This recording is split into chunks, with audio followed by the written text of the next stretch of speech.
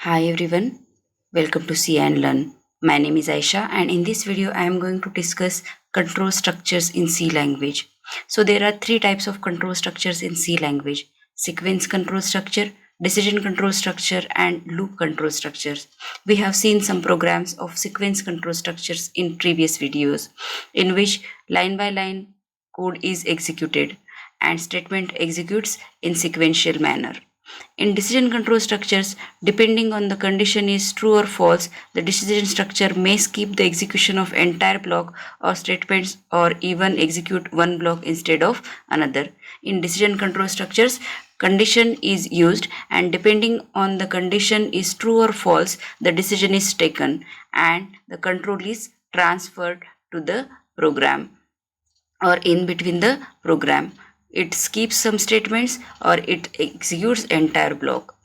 In loop control structure, the execution of block of statements is multiple times until the some specified condition is met. We have to give the condition how many times the block of statements is to be executed in loop control structure, and the execution of that block of statements allows it to execute multiple times until some specified condition is met. So in this video we are going to see the decision making statement if, that is simple if. In simple if statement we have to execute the code if the condition is true. In if statement, if is used to execute the code if condition is true. The syntax is if condition. If condition is true, this block or body of if will get executed. The flow chart of this is like this. In diamond shape we have to write the condition. If condition is true, body of if statement get executed. If condition is false, the next statements get executed. For example, in this program I have written a simple code. I have used character code and that code is entered through this scanf statement. Enter character should be there and the code is entered. If code is single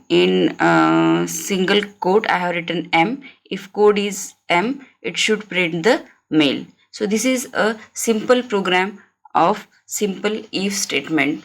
I think you understand how to what is meant by control structure, types of control structure, sequence control structure, decision control structure and loop control structure.